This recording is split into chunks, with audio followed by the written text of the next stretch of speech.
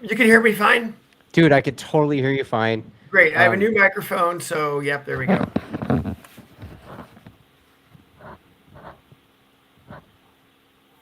so I guess recording. Yeah, sorry everybody. I'm Dustin Corner talking motorbikes tonight. We're fashionably late because both of us had technical difficulties. Apparently, we didn't go to the Geek Squad today. No, yeah, we're dumbasses. Well, I mean, I do motorcycle stuff. I can't do anything else. Dude, and what's fucked up is I'm an IT guy, right? Like it's like the mechanic that has the worst running car at home, you know? Pretty much. Pretty much. Yeah, I mean, yeah, I don't know. I'm saying the issue was on your end, not my end. I I'm think it just was both going of with us. that. I'm going with both of us, but it was probably on my end. I don't know why. I don't know. Yeah, so we're on now. So let's talk about your kayaking weekend at Jersey. We have a lot to talk about. So yeah, I'm sure, and hopefully we get people didn't. Hopefully people stayed with us, and we have some. Hopefully have some people with some questions. But yeah, I mean, Jersey is always Jersey. You never know what you're gonna get. I mean, I've been going to Jersey, I think, since 2014 or 15, Yeah. and there's been ones where. Yeah. I mean, you go out and you buy the Walmart rain boots, and I did that again this year. I bought the Walmart rain boots because I didn't know, and it looked like I think when I looked at it earlier in the week, it was 2.25 or 2.5 inches of rain on Saturday, Yeah. inch on Sunday. So yeah, we came fully prepped, and of course or Friday wasn't bad. We had dry track Friday. Track wasn't crazy fast, but it was decently fast on Friday, and then Sunday the rain hit, and it pretty much never stopped. It Yeah. stopped, never dried out. Yeah, I mean, I was out on the bicycle Friday, so I was like, oh yeah, I'm just kind of watching the times while I'm spinning along. And then Saturday, it was just like, why are the times so slow, dude? And then you look at it, of course, that's why they're kayaking out there. Pretty much, I yeah. told Richard to bust out the pontoons, but Yeah, it yeah, I mean, we in our camp we'll talk about our stuff in our camp, but yeah, and honestly, I mean, we were stoked because I mean, the bottom line is both of our guys are mutters, right? So we were stoked. If it was going to rain, we're like, let's have it. We want the rain. We're good with it. Even though Jersey has no grip in the rain, we were stoked for it. yeah, it seemed like that right out like the exit at turn 10 right there. It seemed like everybody was either going into it or going around it. But if I recall correctly, that's where Cowboys stacked one of the FCO9s at the school, like back in the day. Yeah, there's not a lot of grip there. I mean, Yeah, the biggest complaints that I had for everybody was the exit of five, which we saw a lot of people on the middle to the exit of five. We saw 10, and then weirdly enough, we a bunch of people coming out of the front straightaway. 12 is pretty insane as well. yeah, Uh, but just not a lot of grip, not a lot of grip there. Period. Let alone in the rain. And that's the thing. It's like you can go to tracks like I say a Barber or Road America, Laguna, the Ridge. I mean, you've got pretty good grip in the rain. It's yeah. pretty consistent. Here it was. Yeah, it's just nothing. It's funny. I had a couple long talks with JD over the weekend, and he's just like grip, grip, grip, grip, no grip. I mean, it was just there was no catching anything. It was really difficult. Yeah. I mean, look, I've haven't raced in the rain in quite a while, but I do remember crashing in the rain at Willow Springs, Oh, and having my bike end up in the dirt outside of turn 6, completely wheels up, upside down, kind of like you're a little kid working on your BMX bike. That's what yep. my GSXR 750 looked like Nice, 20 nice. years ago.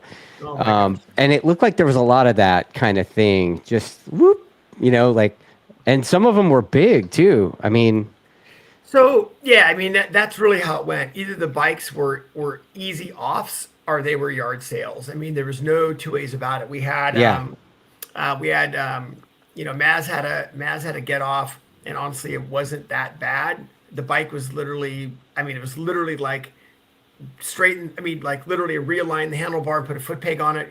Couldn't even tell the bike went down. yeah, the Indian guys, Bobby Fong and those guys were next to us and the other thing, and they had to basically go frame out on one of the ones Bobby had. So yeah, I mean it was not. There was a lot of bikes being rebuilt, and again on Sunday morning there was a lot of bikes being rebuilt. Sunday morning warm up was not good to a lot of people. Yeah, I mean, I did see the picture of Tyler O'Hara's foot. That was like, whoa. Not good. Not Right? good. And it was pretty crazy seeing Cody Wyman's bagger like looking pretty secondhand as well on a crane. It's like, dude. Okay, so that's the only track that I've ever been to that they've actually used a legitimate tow truck to bring bikes back in. Like they literally hook the thing, Yep. and yeah, the baggers come in on tow trucks. Yes, we have some pictures of that too. Yeah, it's like the Repo Man, right? Pretty much. Yeah, pretty much. Man, yeah. There's so much. I mean, there's so much, right? I mean, obviously we have our little team stuff. The Super Sport race was pretty epic. I mean, all the races were epic, and there was so much on the line with some of them as well. So Yeah. I mean, look, the Twins Cup was holy crazy, right? crazy. Yeah, and like I kind of wanted to talk to you about a lot of that stuff, but let's get to that. But let's start talking about your guys' stuff because I know in your pit, your rider, the tree trimmer guy, switched bikes. He joined the fucking dark side, man. What's up? Pretty much, right? You can't beat him, join him. So yeah, it was really interesting. Obviously we rode a stock bike. We mentioned it before. We rode a stock bike, and he really enjoyed it. And it was very stock bike. It had a set of forks, had out of the box shock, which actually caused some problems on our setup, which I'll tell you about. But he liked the bike, and then we went out, and at Coda we were in a position that we bought one of the podium-winning M4 750s. And that bike went literally from Parc Fermé to the trailer. I mean, literally. Wow. We watched Okay. it. Yeah, and big thanks to for M4 and Chris, helping us out with that. That saved us some time because our goal was to ride our stock bike at Jersey and at least get a jump on next season because we kind of knew where we were going to be, and CJ was really fast there. Last year, Jersey, we were in the very low 25s and had a really good pace. And the preliminary stuff that we saw on the 750 was good. We got about a half a day of testing on the new bike. We were out at Nelson Ledges on Monday. We got about a half a day on that bike, and we rode that bike as delivered, literally as delivered. And Right. CJ honestly did not like it. It was very stiff. I kept him on that bike for 3 sessions. It's like we need to understand why the bike was this way. We're not just going to change it to our numbers because we need you to understand why the bike was this way and what the characteristics were. And so we left him on that bike for a while, and then he finally got to a lap time and goes, I just can't go any quicker. And so we did soften the bike up, and we got going actually pretty well on it, though the bike was pretty stiff for us, and the data that we were able to get out of it was pretty stiff. So when we came to Jersey, so we basically had 5 sessions on that bike, 5 15-minute sessions. We come to Jersey, it's dry, we put a softer setup in it, and it still just did not work for him. It was just the settings were too stiff.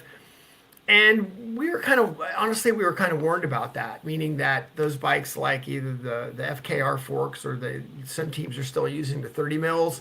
We had a set of 30 mils, so FP1 did not go well. Q1, we put the other stuff back on, but we used some of the settings that we used off the stock bike as far as geometry is concerned, and that did not work with the updated shock that we had. So we kind of did not have a really great Friday. We were like, why digging a hole?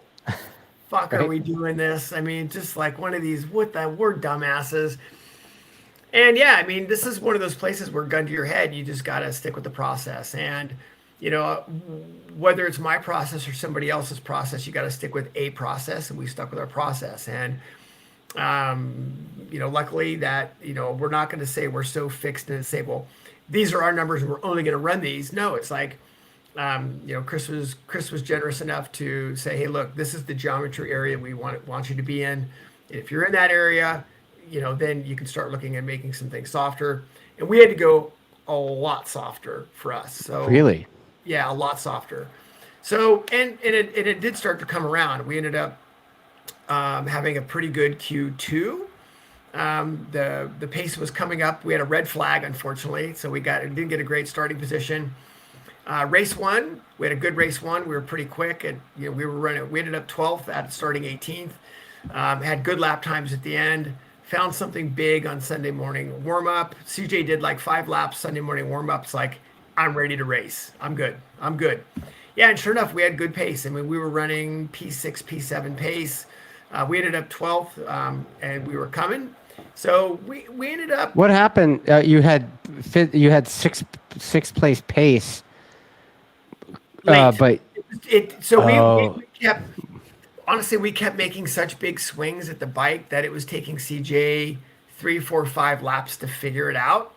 And these bikes, the 750s don't have TC, and he was coming off of 8 years off an R6, and right. so 8 years off an R6, and the bikes have very different characteristics. We were really lucky on the Graves bikes. We had we had 4 TC maps for the rain. 4. Oh wow. Yeah, so we had a lot of variables that went with that, plus all the engine braking maps that we could deal with here. There's no TC on these things. It was great. We did get a lot of help. Obviously, M4 did help us out with some things. Chloe was great. She helped us out. She actually put a map in the thing in the rain on Saturday.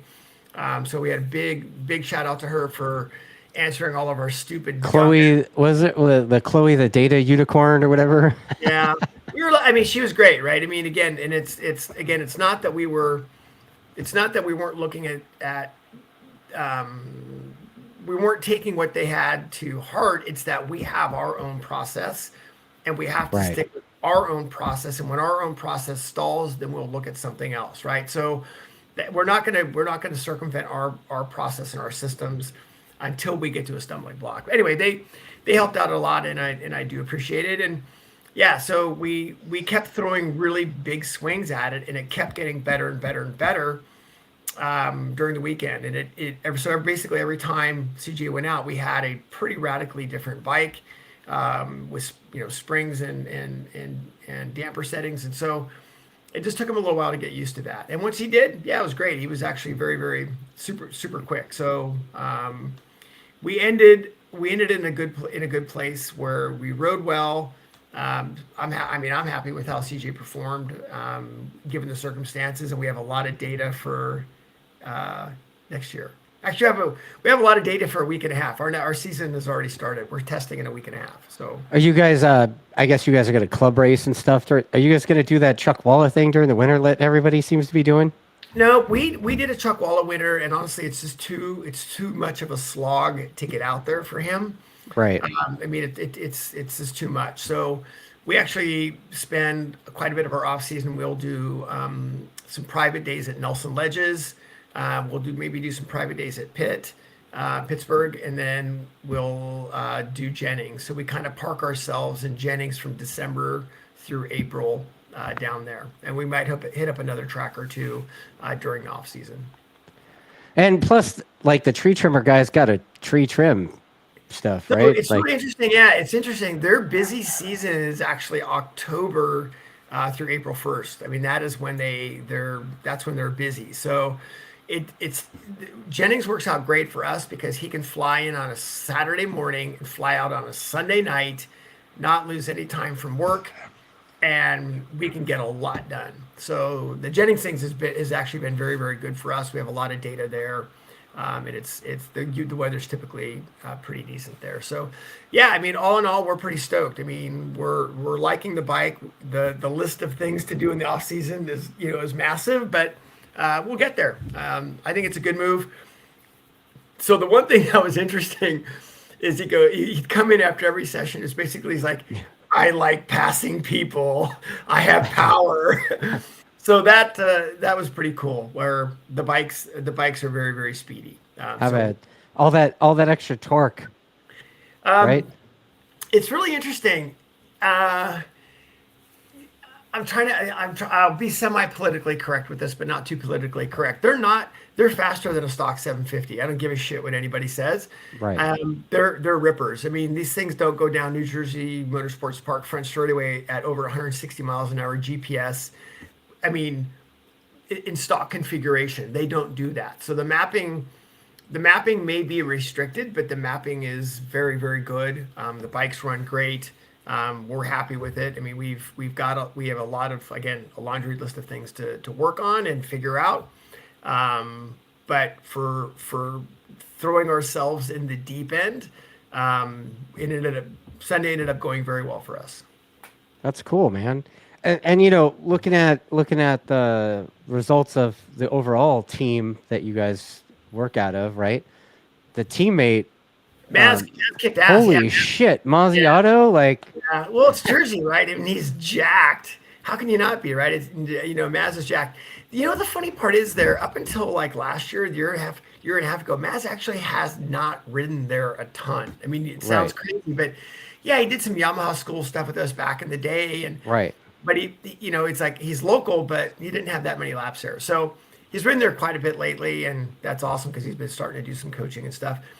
And yeah, they were pretty serious for the weekend. Maz was pretty serious, and he came out swinging, which was awesome. His bike was fast. Bike was fast, and Q was tough because everybody was picking the pace up and getting it figured out.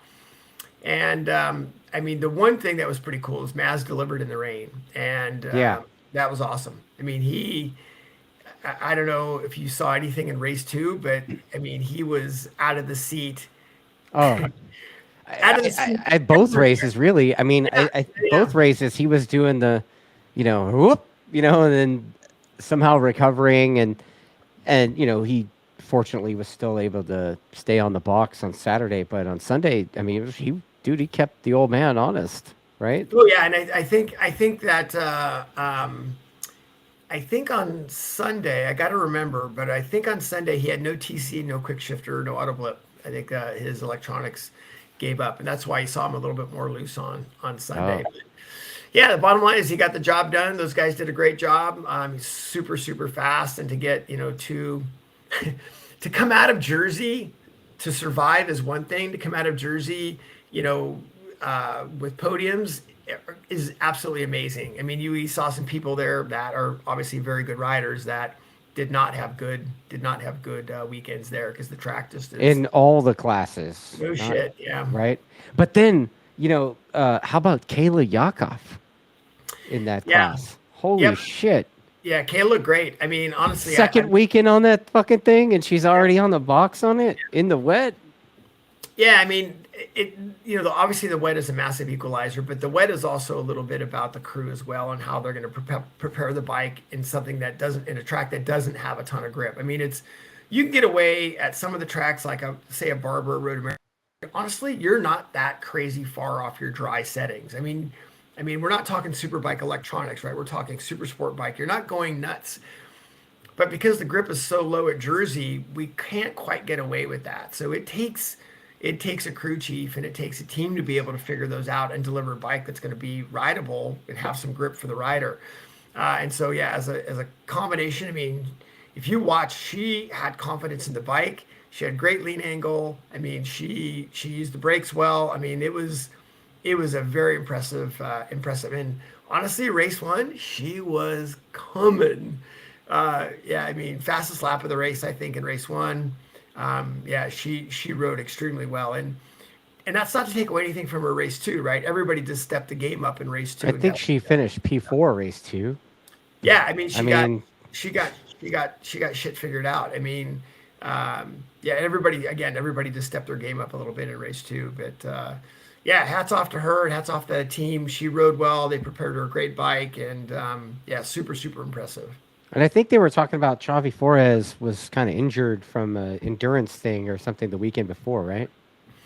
Yeah, it's funny. I mean, I didn't talk to any of their team, but you could see that he was not happy. He's not comfortable on the bike.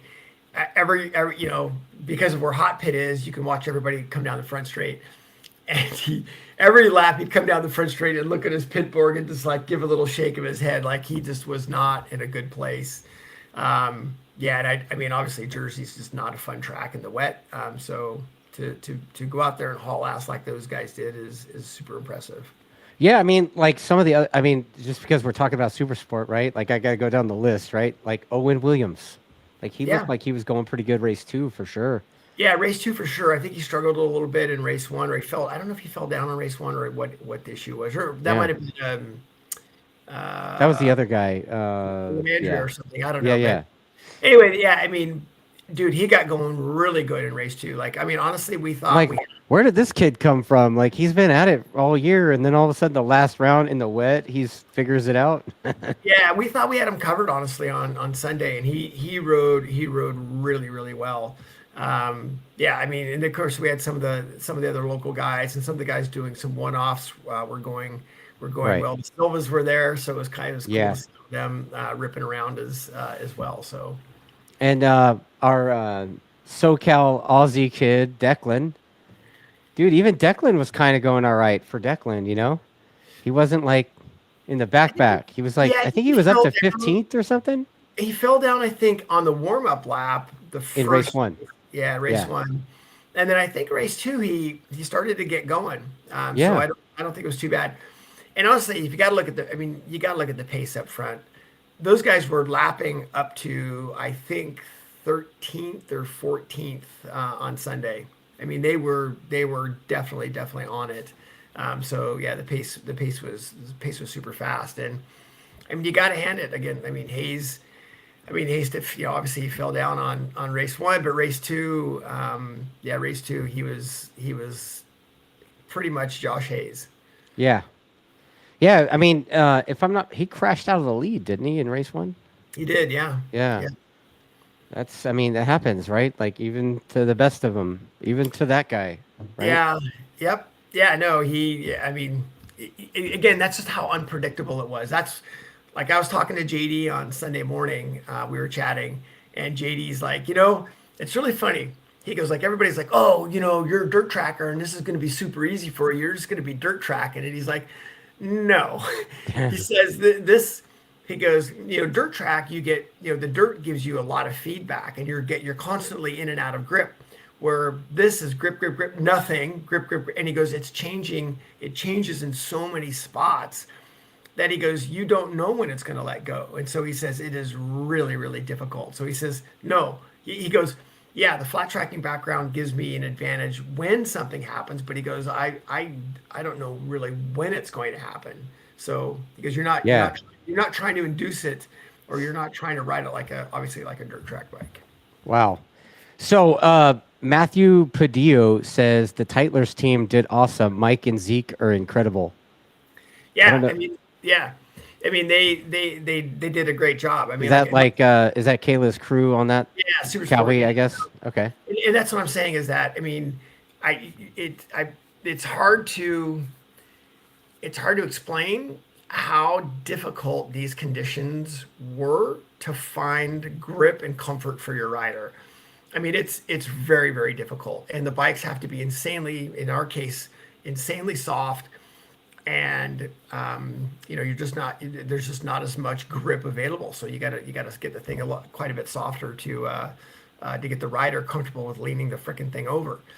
Yeah. So yeah, good on them to give them to deliver something that the rider's like, okay, yep, I can get after it. All right. So let's talk about some of the other classes, right? I mean, Twins Cup.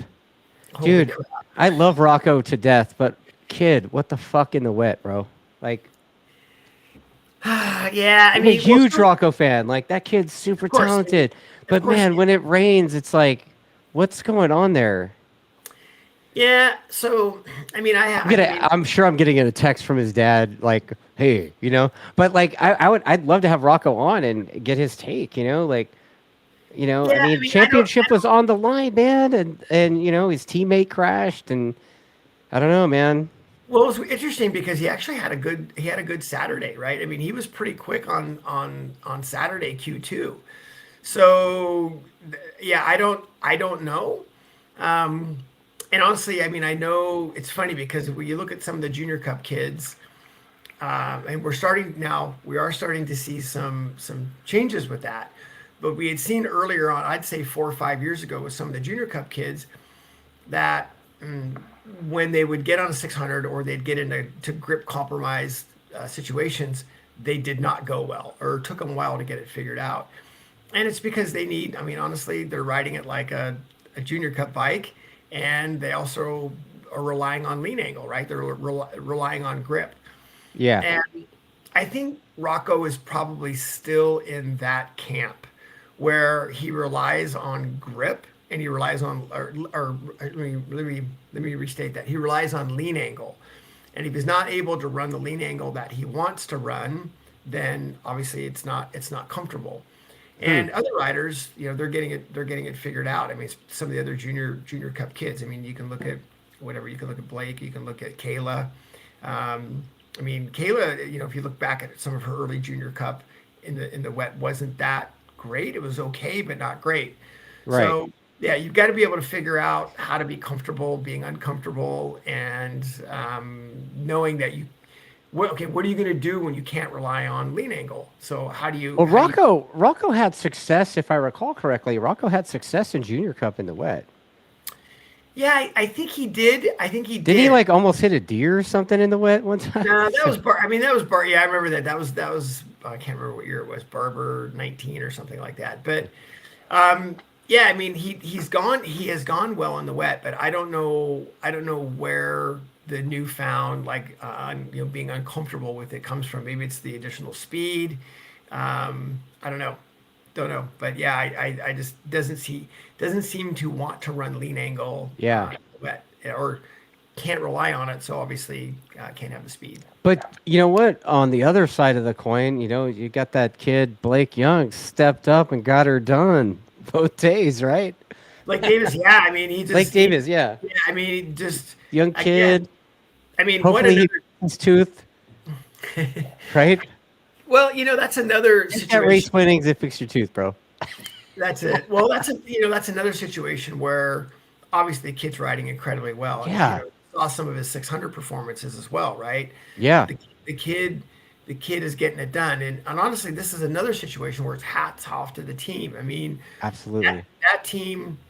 I mean, what Shiloh's been able to do with them and that team, and bring him up again in a process of how you bring riders up has been instrumental, and they do a fantastic job with some rider development, and it shows, right? I mean, this was not a give me championship, right? I mean, this was a knife fight literally every corner of every round.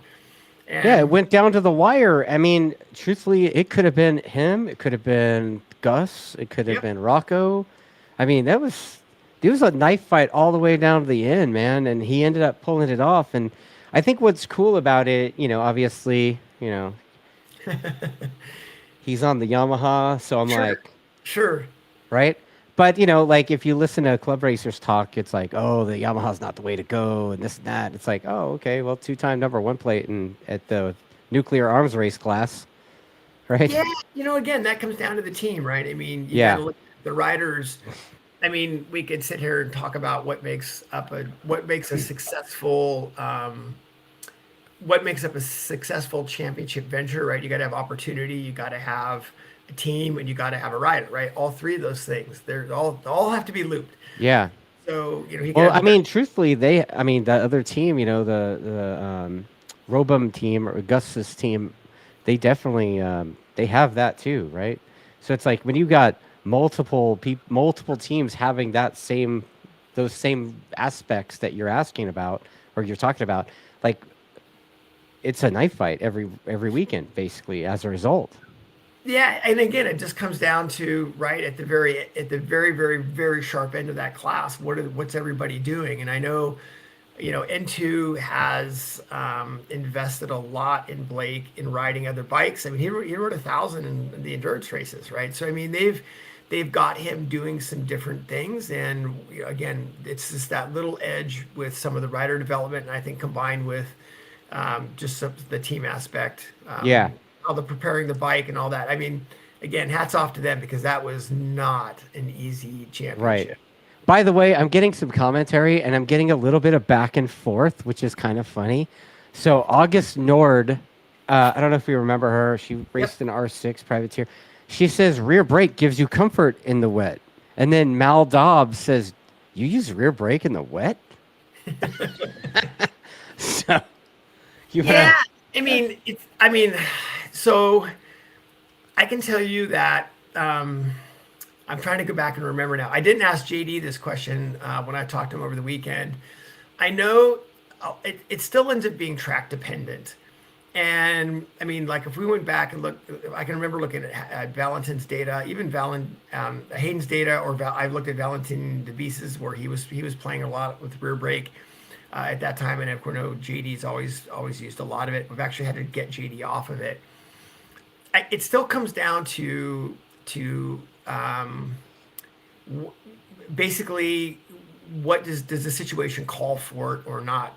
CJ used rear brake at Jersey, but he used it mainly in a couple of spots. One was Yeah, just over the wheelie hill, and it was just so he could not have to chop the throttle. So I don't think there's we're not having, trust me, we're not having big discussions on rear brake in the rain. There's other things that we talk about in the rain that are far more important. So I still think this comes down to rear brake in the rain. Um, if it's you have 10 things on your list, rear brake's probably 9.5. Okay, so let's go back to the internet talking about what's most important, right? So in the rain, where does rear brake and body position rank? Okay, so actually, we'll talk. This is great. Yeah, I mean, if you, I'll be happy to tell you what my conversation was with JD on Saturday morning. My conversation is we have to make sure that our core is engaged at turn in, because if your core is engaged at turn in, there's less weight on your hands, and you're going to be able to you're going to feel more in contact with the bike, but you're going to run less lean angle, and you're going to be in a better position to catch the bike when you need to catch it. So we don't want to have a lot of weight on your arm, and you want to be able to be held up by your lower body. Right. And in the rain, it's a big fucking deal. Yeah. Like it's a big deal. Any weight on your arm, you're not going to be able to catch anything. So if Right. the weight's there, you're not able to let the steering head sort of move and absorb, and you being able to catch it with your upper body. So in the rain, yeah, body position takes a big step up, and it's a hell of a lot of bigger step than rear brake. Let's put it this way. I didn't have a conversation with JD about the rear brake. I had a conversation with him about his core engagement and his upper body. And JD's a rear brake guy. So, I mean, kind of. Not so much anymore, actually, right? Correct. Yeah, Yeah, correct. he's worked on it. He's worked on that for a minute. So, Yes. yeah. And okay, I mean, you said JD, so let's talk about JD. Holy shit. Dude. You know, it's funny. I mean, obviously he's got experience. Right. I mean, obviously he's got road racing experience, right? He's won a couple of championships, and he's JD Beach, right? So that's one. Two, he has some superbike experience. So he's got a superbike experience on the R1. And he rode it in 19 for Richard, and then he had that one, whatever year it was, 21 at Brainerd. He had that one off Yeah. Yep. Brainerd. And then he did 2011 with Attack Yeah, back in the in day. the Cowie. Yeah, back in the day. And Yeah. and so It was like his fourth time riding with us, basically. I think it was probably like, I would say 20th time he'd been on a freaking road race motorcycle. I mean, it was just, I mean, besides the Red Bull crap, but Right. anyway, but yeah, so JD comes and he tested at Coda, and of course he had not been on a road race bike in a while, let alone a super bike, right? I mean, I can't emphasize how hard that is. And then he comes races at Coda, and then if you watched on Sunday, he was coming on Sunday. Like, I mean, Oh, like dude. Yeah. I'm telling you. Dude, he So ran PJ down so bad, dude. I was like, wow. yeah, so he was obviously getting it figured out. And again, hats off to his crew. I mean, he just has a wonderful, wonderful crew that is. I mean, they're just super attentive on his needs and what he wants, and what he Yeah. is a little bit different than what some of the other riders have wanted. And the bottom line is, yeah, they delivered it. And of course, you take that into consideration with what they're doing with electronics, and of course, the Superbike Genius, then it works pretty well. But so And really quick, just want to point out who his crew are on that team because obviously the Superbike Genius is the crew chief for JD on his substitution ride. Hell of a substitution, I think. Darren Marshall obviously helps both riders with the Yep. data, and then you've got Will Morton Yep. and Lee Levon. Vaughn Yeah, on that Levon. Yeah. side. I mean, these guys. I don't think there's more. I mean, I the, would say the, Fernando and Maurice are kind of like floaters, but yeah. it. I mean, the Jake side of the tent is pretty anal retentive. Well, dude, But it's Canfield, well, yeah. I mean, it's. right? I mean, Canfield and Walker. they don't get much more anal retentive. I mean, they're like the two. I mean, Michael F. Right? They're like the two grumpy old men. Get the Yes, f off my lawn. Everything's got to be perfect. But then you've got the other side, right? You've got Lee and Will, who are just the most OCD. oh I my mean, God. My they're favorite thing to do is take Lee's canisters on his little table and flip the labels around. yeah, yeah, not good, not good. But yeah, I mean, these guys are. I mean, this is what part of the professionalism of a professional road race, right?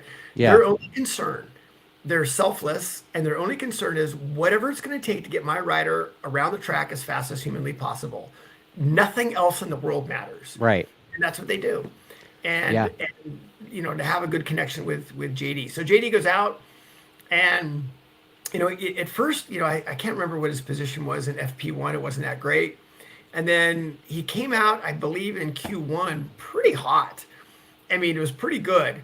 But then he slipped back to, I think, around sixth. And I can't remember if he qualified fifth or sixth, but somewhere in there. Maybe it was even worse than that. I can't remember. But I mean it was tough. Didn't he start on the second or third row and then just yeah, I you know? can't quite remember. And so yeah, I mean, obviously, we had the race one issue, which we're happy to talk about. But yeah, so he still gets on, obviously gets on the box. He was going to get on the box anyway in race one, ends up getting Yeah, P2. right. And then if you looked at Sunday morning warm up, oh yeah, they found something for Sunday morning warm up. He was comfortable. Yeah, he was ready to get after it, and of course in the race, which ironically is similar to his previous Superbike win in 19 in similar conditions. Yeah, Right. he Right. basically punched everybody in the face. Yeah, Or mushroom printed. there you go. Yeah. I'm using that a lot now. Yeah. So yeah, I Okay, mean, so again, I do have some there's comments. I have some comments real quick. Eric Davis says that they want black belt techniques when you're a white belt. yeah, that's a little bit out of this context, but yeah, I mean, well, it's something that I get a lot of. Well, that actually goes to the rear brake comment, right? So let's Yeah. go to that. And August Nord clarified she says she means that she drags the rear brake on the exits. Yeah, I mean, you certainly can do I that, don't but like doing that, dude. Like that's well, I mean that I think when bikes were, I mean, you're not going to do that on stock 1000. You're not going to do that obviously on a super bike, no. even on a 600 slash, or how about this, in a super sport bike. I mean, that's not something that we're sort of messing with. I mean, Right. they're just not quite as powerful as that. You find you end up dragging the bike down a little bit too. But to Eric's comment, and this goes along with the rear brake, right? So using the rear brake proficiently, meaning at the right time, the right circumstance, at the right level, that's kind of a black belt. If you're looking at martial arts, right? That's kind of a black belt thing. If Yeah. you're at a blue belt level, you don't need to be worrying about the fucking rear brake. I mean, sorry. Yeah. So I mean, that's the reality of it. So that's why we make that joke of, yeah, you're looking for black belt stuff, but you're a blue belt. And then somebody says, let's see, Blue 03636 says, thankfully Ken got his ego in check for the weekend. Thankfully, I did. Yeah. So And Kevin Carpenter says egos are overrated. yeah, I mean, I'm pretty transparent on these things, and when we again, we have our own process, and Right. I wouldn't be in the position I'm in now if I didn't have a process that at least kind of works. And so we have a process, and I'm not going to circumvent my process and until I'm going to run up to a roadblock, and then I'm going to ask for help, and I'm going to ask basically what I'm doing wrong, and what can we do better. So I have humility enough to understand that. And yeah, I was told, and I'm not going to mention who, but I was told yes that I could circumvent my 750 setup if I could put my ego in check to take on somebody else's advice. And Who said that? anyway, so um, I have no problem when the time is right. I have no problem, when I get to a plateau and I get to a place where I can't figure out something Right. or I don't know, of course I'm going to reach out because Yeah. but what I'm not going to do is I'm not going to circumvent the process that skips over something that I don't have the understanding for. So if I can't take the understanding, I mean, here I'll tell you straight up what happened on the stock 750 is we used an out of the box Olin shock. Out of box Olin shock is too light on the compression side, too heavy on the rebound side. So you got to compensate for that. We compensated for that with spring and compression and less rebound and ride heights. When we transferred that setting over, because we ended up liking that, but when we transferred it over to the race bike, no effing way was that going to work because we had a shock that was fixed. But I need to understand that. I need to understand that process and how all of that's going to work. So I needed to go through that to know what I didn't want and to know what wasn't going to work for us. If I'd skipped over that, then I wouldn't have understood that, and I wouldn't be at the place where we're at now. So there you go. All right. Okay. So I've got a couple more things from people before we move on to that subject that you kind of brushed across, and we're going to get to it.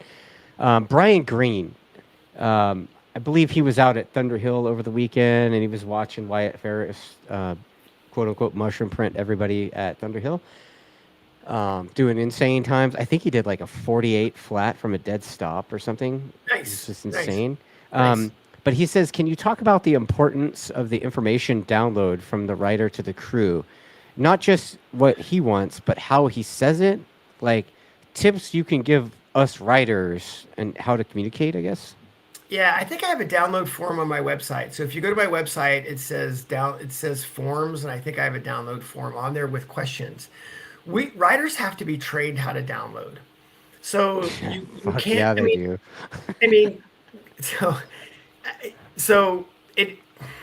I'm the Yeah, guy we, that I'm the we guy just that told Fuzzy I have a melting ice cream sandwich on the front, and he's like, okay. "Huh?" Well, so we have to teach writers how to download, and it's funny because this weekend we were in the garage next to the person that one of the people that I really look up to, Robert Ward. So Yeah, we're actually, and that's another thing. It's like putting your egos in check. I fucking handed Robert my computer and said, Robert, will you look at this and tell me what I'm doing wrong? I mean, like I want to make sure that I'm vetting everything that I can vet, and I'm looking at. My processes are okay, and I have somebody. Trust me, I have somebody check my work because right, I am. It's like the more I know, the less I know. right, So the process is we have to teach the writer how to download. Like the writer comes in and says, "Well, the front end's crap."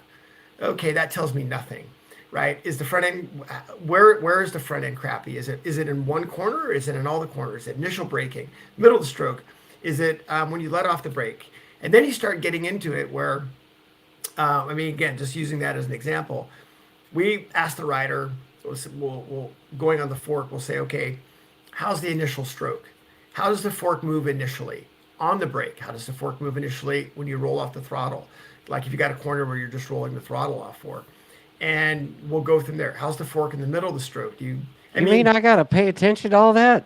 sorry, but you do. It's actual real God work. damn it! Yeah, and then we'll look at how's the fork on the bottom, right? Do you feel like because we've got riders that want the fork on the bottom and they want to stay on the bottom, right? They want to control it. They literally want to feel the thing on the bumper.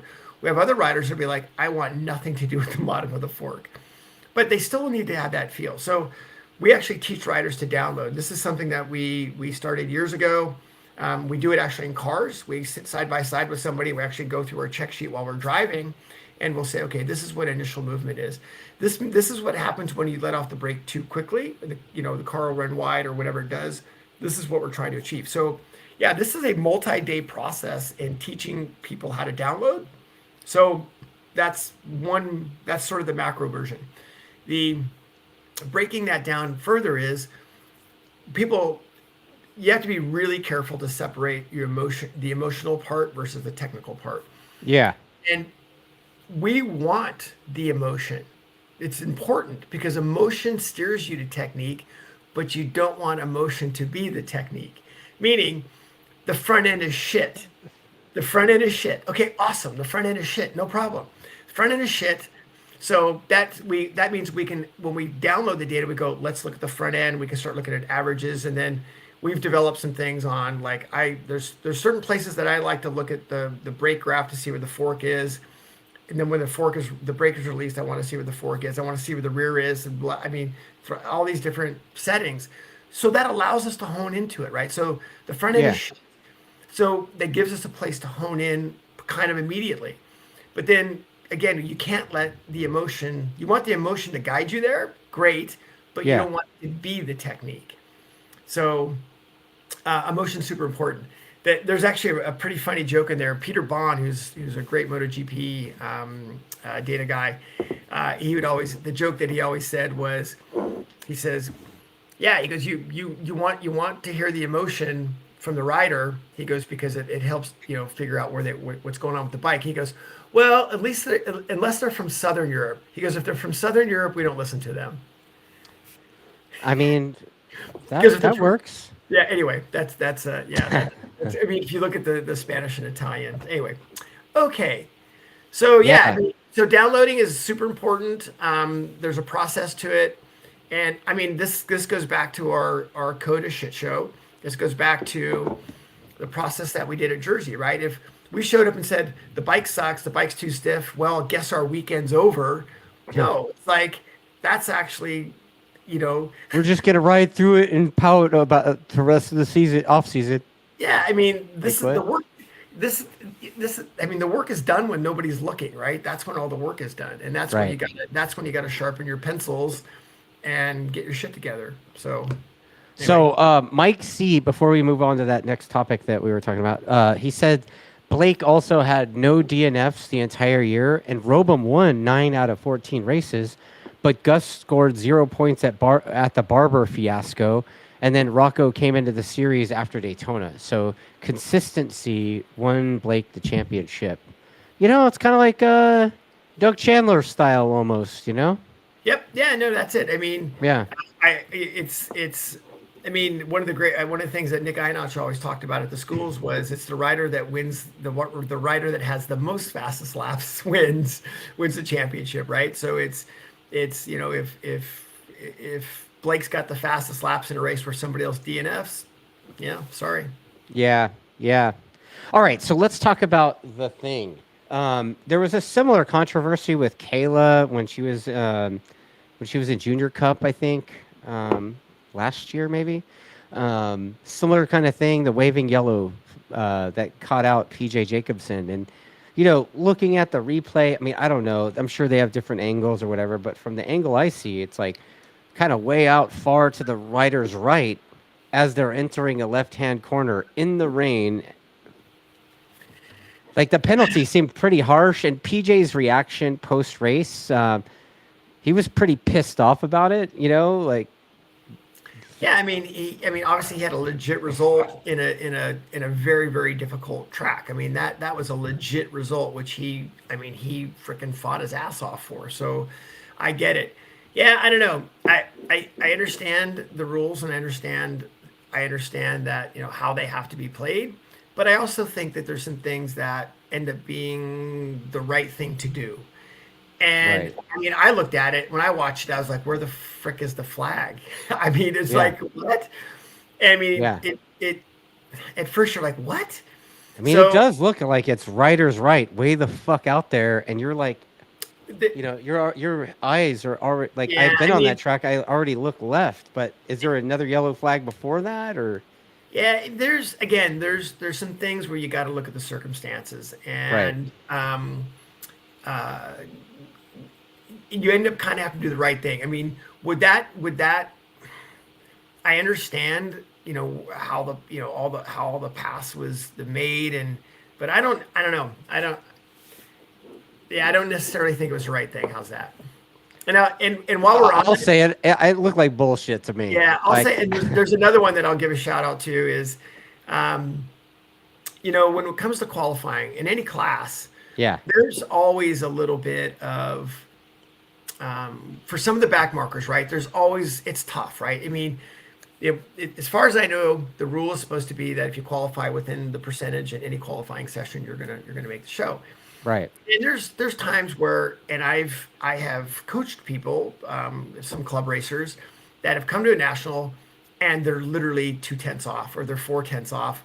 Maybe they made it in a practice, right? They were in the time in a practice, but qualifying for something happened, whatever it might be, and they weren't quite in, and they'd give them a provisional start, right? They're like, you know Right. what, this is cool, you're good, and so, and again, I think very highly of MotoAmerica when it comes to how they do a lot of these things.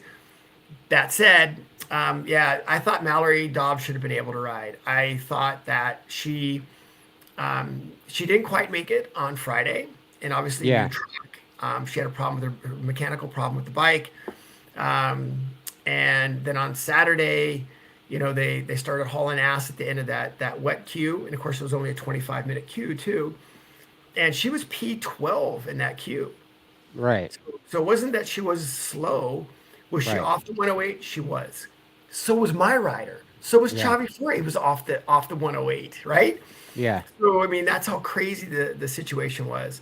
So yeah, they didn't give her a professional provisional start, even though she basically qualified at every other single round during the Yeah. year. So that was another one that, I mean, it's sort of on the PJ thing where it's kind of like, "Ugh, I I mean, would have. look, the rules are the rules. If that's what it is, it seems like the pretty harsh penalty considering he was like 20 something seconds ahead of those guys. So, um, I'm sure it was a tough pill to swallow. And I can't even begin to think of how hard it is to communicate. Hey, dude, you gotta let two guys pass you that are 20 like, you could see them scrambling on TV trying to write some shit on the pit board. And I Yeah, mean, I, yeah, like I said, that's a rough one. And I understand what MotoAmerica's doing. I get it. yeah, I get it. But I get also there has to be. I mean, I get this because I'm on the other side I'm on the other right. side of the table. I get that, right? So I'm on the side that gets all emotional, and we get Yeah. all jacked up. They've got to do their thing on the technical side. I get it, but I still think there's some room to do the right thing.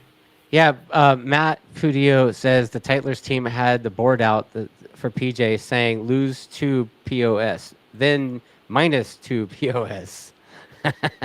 Like, I mean, could you imagine trying to see that shit in the rain? And I don't know. Like, it Dude, just, I mean, you're trying to keep the thing on the black stuff. yeah, I mean, yeah, I mean, there's so much going on there's so much focus that has to happen at that level.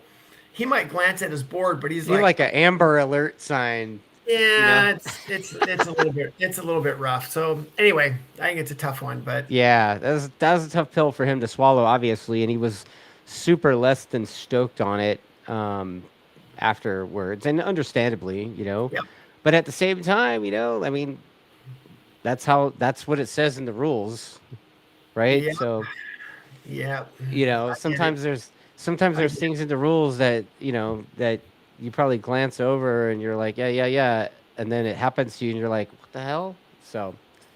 It seems like there's been quite a bit of that this season for whatever reason, but yeah, Yeah, I think there's probably that much in every season, but it yeah. is it is what it is. I For mean, whatever reason, this year, I mean, last year, like I said, Kayla, she was in that big pack of dudes, and then, I guess her and another couple of people ended up having to go back 2 places. I don't know, it was weird. So, yeah. And then obviously, let's see. Mal Dobbs says thanks. And Chad Williams says 100% agree that Mal should have been allowed to ride. She was smoking half the field in the wet. Yep. Could Actually, it be that more she's than like that. one of those Pacific Northwestern Yep. lunatics that like Yep. that's all they do is fucking ride in the wet because that's Pretty all it much. does is Yeah, wet pretty rain much. there? Yeah, pretty much. Yeah. Okay, so how about the pardon me coming through Matt Skoltz to number 2? I mean, yeah, I don't have any problem with that. I mean, it looked like it was just a racing incident. It wasn't like I saw a lot of commentary. They're like, "Oh, that's such a bad," and I'm like, "Bro, it's a fucking race," and like, I like, misjudging. Like, talk about how easy it is to maybe misjudge the rider in front of you's pace in the wet like that in those conditions.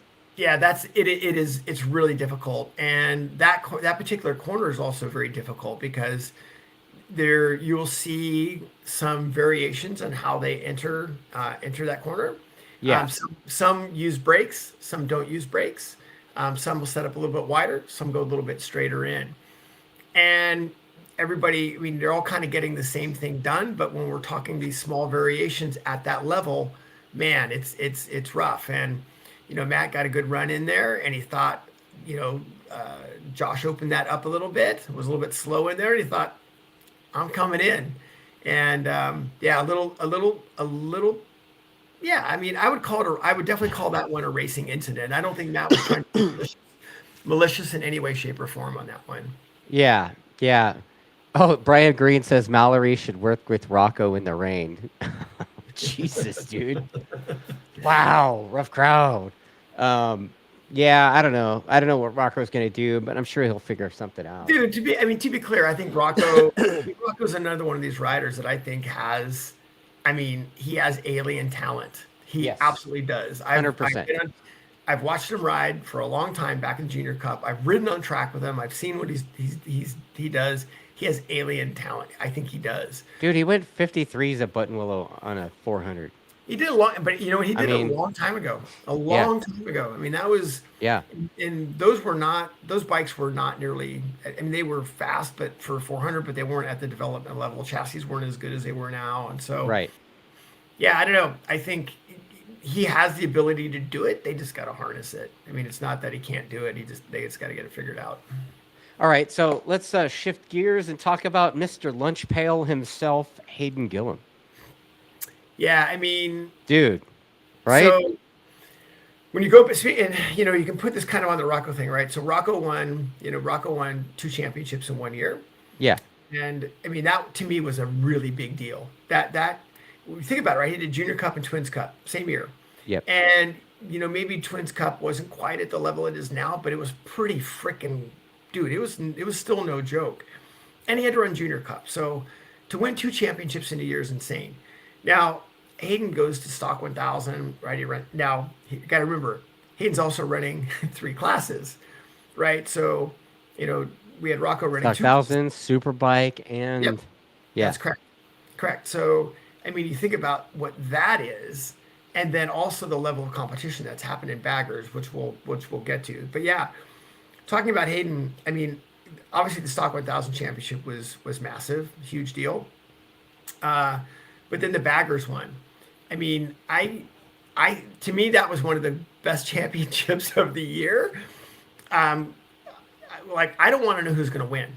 So every weekend, you don't know who's going to be P1 in practice, or Q.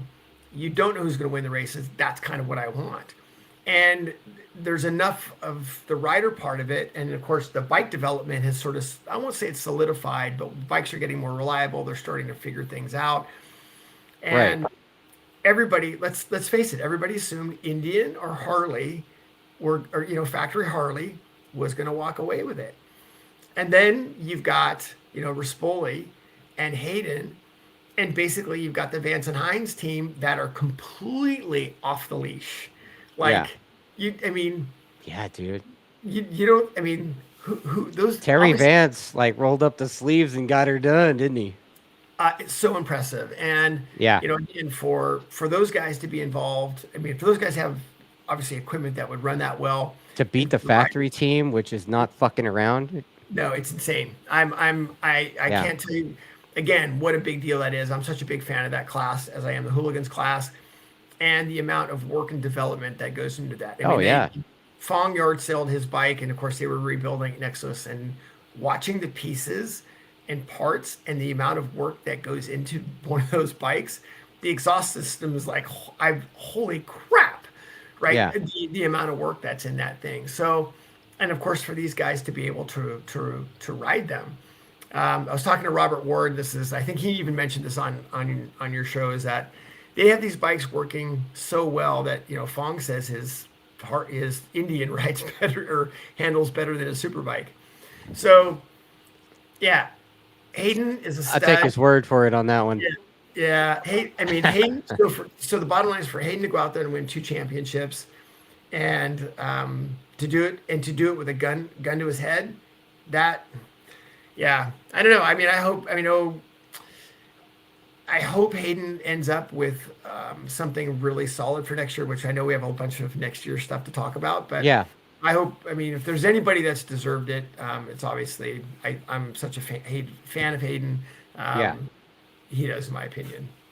Yeah, and obviously we're talking about baggers a little bit. You gotta give props to the school bus guy, fucking Max Flinders, right? Wow, dude. When we talk about being good for the sport and you talk about just somebody that is happy to be there and happy to be doing, I mean, think about it. How lucky are these guys to be out racing motorcycles professionally? I mean, Yeah. everybody would, give whatever body part they could to do that. Right. And Max is doing it. He's getting it done. And you got to remember, he's been there for what, 7, 8 years. So it's Yeah. not like he's got his reps in for sure. And when he got on those baggers earlier this year, he was not all that, right. It took him a No. while to get things going, and then things started to click. I think they started to click a little bit of Road America ways, and then Laguna they really started to click, and then he started getting after it. But Max is just one of these guys that's always there. He's always, every race, he's on the hot, he's on the line, fist bumping everybody, just with a smile on his face. He's just a guy that's just good for the sport. And honestly, I can't think of a better guy to have, get a podium with, or to have a podium. Oh man, and you look at the CFE guys. I mean, you got to talk about the CFE guys in the winner circle, right? I mean, those guys always make a show of it. You can hear them Yep. over the announcers, which is Yeah. awesome. I was a little bummed that MotoAmerica didn't pan to them, because I mean, dude, they take the rider and pick them up and stuff. It's a good time, Sherm Dog and Rutledge and those guys. They're hilarious, and it makes a show of it.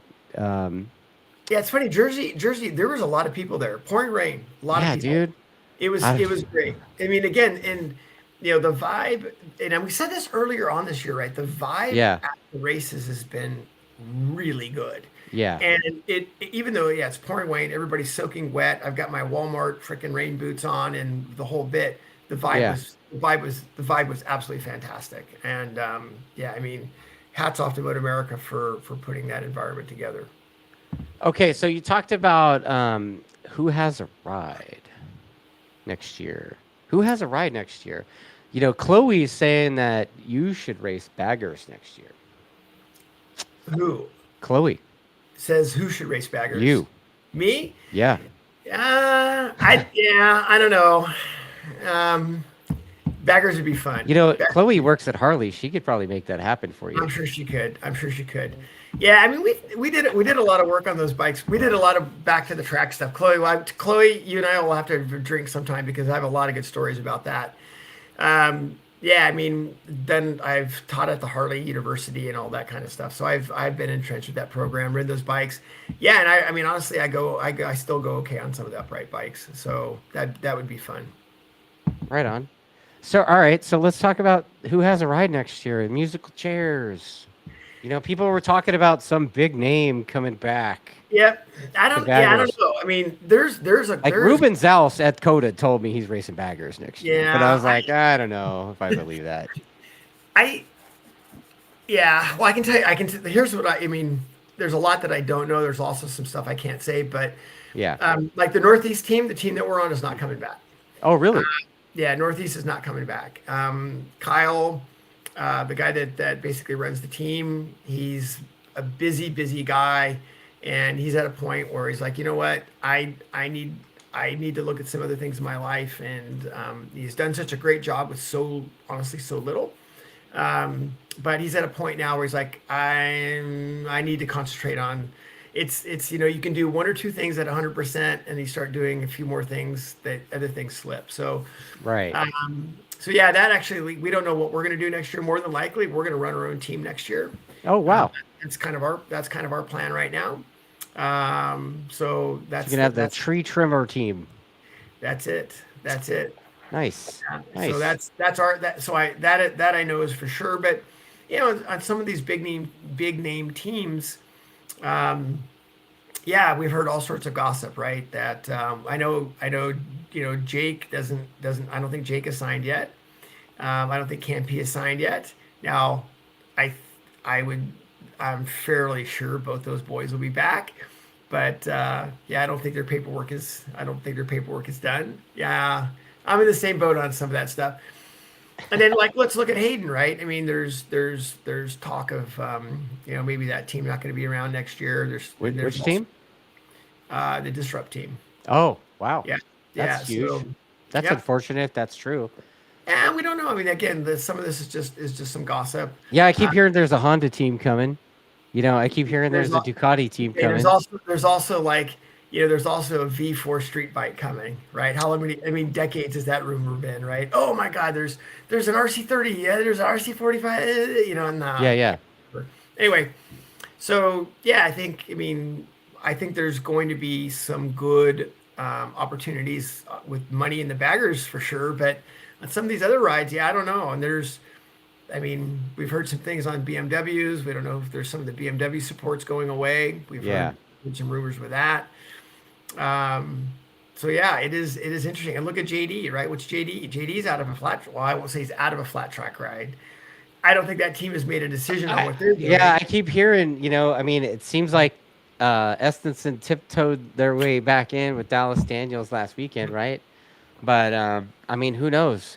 You know, who knows? Who the fuck knows, Well, right? I'll tell you what. I mean, Dallas there had some August badass Nord people.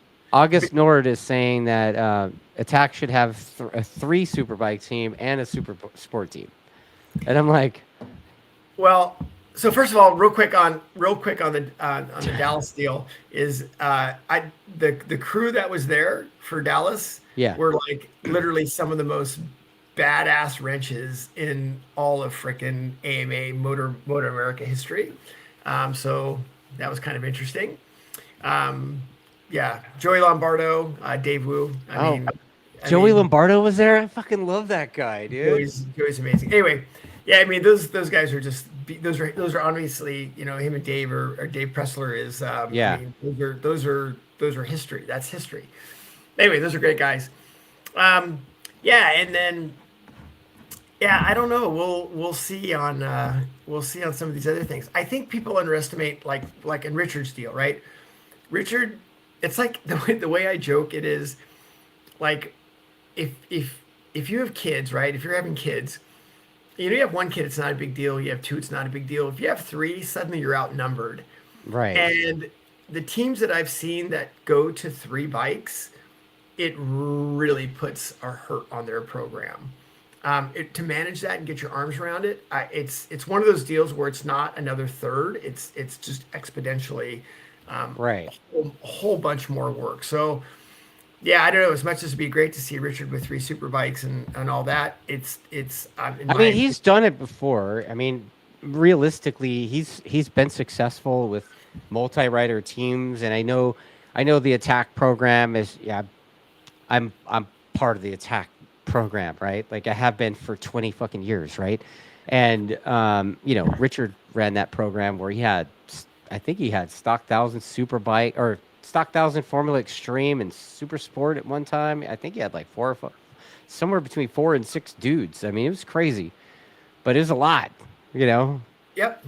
Yeah, Richard And never went home back then. Like he yeah, I lived mean, at the shop pretty much. and So I think things are a little different now, and that yeah, the amount of work that it takes to run a single competitive superbike, let alone two, is so hard. And if you right, again you put a third superbike in, I mean, I know he's done a little bit of stuff like having Hayes show up or something, but right, man, I think that's hard. yeah, And when things go off the rails, you're completely in reactive mode the entire time. So yeah, I don't know. I'd be surprised if that I'd be surprised if that happened. yeah. I mean, what would be cool is if everybody stays, and then a couple, three, four more teams come in. That's what I needs to happen. I'm hoping. I mean, that would be best case scenario. Right. That would be awesome. I'm hoping that we end up with the same amount of teams that we have as Yeah. this Yeah. year would be great. But yeah, it is interesting. I mean, I don't. We're just not going to know. I do think the things that we can kind of count on is I think we're going to see a little bit more growth in baggers, and I think we're seeing a little bit more growth in hooligans. Yeah. I think that'll continue. I think twins is still going to be very, very strong. Nuclear arms race class. Yes. Yeah, there's no doubt. That And is then, definitely, you know what? Those bikes kind of start life as budget bikes, but that is not a budget class, right? no, Jesus, dude. Like those, that class Twins Cup is starting to become like almost as expensive as Superbike, yeah, it's like little right? Formula Extreme bikes. Yeah, and then Yeah. it's interesting where I think as some of the new gen stuff takes over in super sport, Yeah. I think we're actually going to see a little bit more of a resurgence in some of the super sport stuff. So yeah, it'll be interesting. Yeah, Brian Green brings up an interesting point. Like I mentioned earlier, he was kind of corner working for AFM last weekend, and he says Wyatt Ferris was dropping bombs at Thunderhill over the weekend and got the number one plate. Wyatt also has CRA's number one plate, I think. So two number one plates in California. Be pretty cool to see him back in MotoAmerica. He's Yeah, a I mean, talented dude. I've known big Wyatt for time. a long time. I mean, Oh yeah, no, he's he's that dude's been putting in the reps for his whole life, basically, right? big time. Yeah, and I'm honestly super glad because I know he's taken a couple of breaks here and there, but he's Yeah, really been putting the work in. I'd say the last couple of years, yeah. and he did do a year of stock 1000, and I don't it didn't kind of go real well, but It was a I think fiery. yeah at Pitt, yeah. Yeah, Oh, we got to talk about tracks too. We got to talk about some of the tracks yeah, too. yeah. You know what? Rumor has it, what Mid Ohio's coming back to the schedule, Millhouse right? definitely coming back, Are they but taking one off? yeah, Pitt is what I heard. Shut the fuck up. They're gonna take Yeah, Pitt. They're gonna leave Brainerd and keep Pitt, or ditch. They're gonna ditch Pitt and keep Brainerd. yeah, Pitt. It's funny. I mean, Pitt, I think, is one of the most well-attended rounds. I think Pitt is fantastic. It's a great track. I hope that it's not off the schedule. I really Yeah, do. I mean, the dates are kind of sort of where Pitt was. So, yeah, yeah. we'll see what happens there. But I really hope that Pitt stays on. It's just such a great facility. It's a great track. I mean, yeah, I mean, I was bummed to see VIR off the schedule. You know? yeah, VR is an epic track. That if I mean, again, if there's a few tracks in your life, if you're in motorsports, there's a few tracks that you have to go do, and they're more to enjoy your life, right? It's not like, oh my god, I got to have a lap time. It's just you got to be on the track and do it. And there's Mid Ohio, there's Road America, there's VIR, there's Pitt. I mean, there's a few of them for sure. Yeah. And VIR, yeah, VIR is awesome. So I hope Mid Ohio, a great, awesome, super fun track. And I think they're paving it as well, as what I heard. Don't know if that's true or not, but I Yeah. heard it's, Somebody's commenting about repaving Mid Ohio. yep. Brian also says that Bryce Prince was still making laps look too easy at Thunderhill for AFM. Crazy good battles. 848 Nuvo says, yeah, Mid Ohio is getting repaved. Yep. I think Yep. that was one of the prerequisites for them to come. Yeah. So, um, What do we have? We have questions. We have a lot of questions. We have questions. Or what do we got? You Where are know we at? what, man? I all the questions are basically like what we've been talking about. That's good. That's good. Alan Rodriguez says hello, Ken and Donkey, and he's missing Shrek. So I don't know if you get that reference, but there's like a Richard and I have this thing where he's Shrek and I'm the donkey. But yeah, thanks for that, buddy. Thanks for Yeah. watching. So yeah, I mean, kind of the end of the year wrap up. Yeah. Is I mean, I got to give hats off to MotoAmerica again. I mean, we bitch and complain about some small things Oh with them. yeah, yeah, They did honestly. They did a fantastic job. The vibe was great. The classes were full. I mean, again, I've never seen people the amount of racers in the pouring rain in New Jersey where they were parking was crazy. yeah. So hats off to them. I think we're gonna have a good schedule next year. The rumors that the schedule will be out this week is what I heard. This week or maybe early next week. Hope so. So Eric Davis says he heard that they were unhappy about the grass getting damaged at the round. there was some at Pitt. Yeah, the rumor was that the grass from some of the big rigs and motorhomes got destroyed some areas, and the owner wasn't very happy. Yeah, I'd be surprised if they would be that short-sighted, yeah. let such an incredible event go away because it rained and big gigantic vehicles sunk in the grass. But anyway, And Brian says that he'd love to see Sonoma back on the schedule. We need some more West Coast rounds, yeah, man. Sonoma, I mean, Sonoma sucks. I mean, right now, I mean, the pavement's shit, and until they repave it, not going to happen. Hey, I heard they repaved Willow. Dude, I think old school. I mean, the bottom line is old school. I think Willow. I mean, personally, I like Willow. I like Big Willow. It is. It is. That's another one where everybody has to kind of ride that track. It's a That's time machine, dude. Like you roll in there and it's like, wow, bro. Like it's exactly the same as it was when I was there in 2010. the history that track has is Yeah, unbelievable. And massively. and it's not, in my opinion, it's not an easy track. I think it's in. I No, think it's. I mean it's easy, but it's not Mhm. easy to go super fast. That's correct. Yeah. I mean, you Yeah, can get around and go, okay, cool. This bro, is it's not. 9 turns. Like how fucking hard, right? But like to Um, go and get going, I mean, you know, in like the amount of lap time, the amount of lap time in like 8 and 9 is the amount of lap time you can lose is crazy. And again, when you look at turn two is one of the few corners. Like there's only a couple corners in America where corner speed actually can you increase your corner speed, you will actually drop your lap time. I mean that turn two is one. You can yeah. you can actually pick the throttle up there Oh and yeah. then improve your lap time. I mean that's how long that corner is. Turn 8, you Oh know? my god. But I even, mean, honestly, even I think four is also a corner where you go through four and you're like, you never feel like you get it right. right. Yeah. You always hit that bump on the bottom on the exit to let you know you're in the right spot, you know. You never exit four the same, You're right? dragging your knee through turn 8 with your throttle on the stop in 6th Oh, gear. I that mean, is come on, bro. it is Kind of epic. makes your pecker hard, right? Like it's It like, is yeah, it bro. is But it's I like, mean, I don't the know. joke used to be that if you could go fast at Willow Springs, you could go fast at Sonoma, you could go fast anywhere. Yeah. That was always the saying. But yeah, so I don't know. We'll see for next year. So I know our off season starts pretty quick. We're actually going to do a little bit of testing early October. Then we're making the team take pretty much about a month and a half break.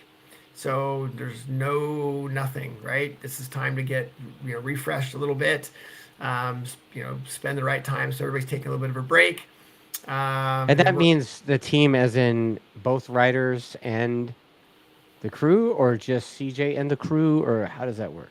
Yeah, I mean that's basically like CJ also does a bunch of ultra marathon, like ultra distance running. So he's got a couple of big like 100-mile plus races coming up later this year. He Yeah, no shit. runs Yes, I'm not he, joking. Yeah, that that he's just I say that knowing that what I'm doing, right? yeah, yeah. Of course, yeah. You're just as big an idiot. So Yeah. Yeah, so he's going to concentrate on that for a little bit. And again, work is going to be, I'm sure work's going to be super busy for him. But everybody, we're on the road so much and we're all in this so much that you need to take a little bit of time. And of course, within that, yes, we're going to be doing that. We're going to be getting bikes done and blah, blah. I mean, there's a lot that goes on, So but you're giving him you said a month off? about a month and a half So, off. CJ during that time, he can go get his Cinnabon on, right? Not happening. No, no, no, not I, t- happening. We I still, told Mike, Canfield said something like he donated to my cycling charity today, and he's like, "Yeah, man, you're my inspiration to keep going bigger." And I'm like, "What?" He's like, "I mean, lose weight. I mean, lose weight." I'm like, I was like, maybe during my ride at some point next week, I'll stop and get a Cinnabon in your honor. That's what I told him, and he's just like, wow, you know, Canfield. He's a hilarious guy, but yeah, Mike is wonderful. Yeah, I've known him. God, I can't believe how long I've known him. me too, Yeah, man. also his dad has a badass book out, by the way. Really? Yeah, John Canfield, his dad was a badass paratrooper in World War II. What? And yeah, I How did mean, I not know this? yeah, it's I don't have the name of his book. I don't have it. It's in my backpack actually. Yeah, so he's John Canfield. You can look it up, but yeah, it's in World War II. Basically, it's the stories of what he did in World War II. But yeah, pretty cool. So Huh? I'll give his book a shout out because it's a great read. Yeah, man. I'll have to check. I'll have to check that out, man. Yeah. Well, you know what? Like, obviously, I have the show tomorrow night with Richard, but Saturday, it's the start of the San Francisco to Los Angeles ride. And it's like the first day I got the GPX to upload to the Garmin thing.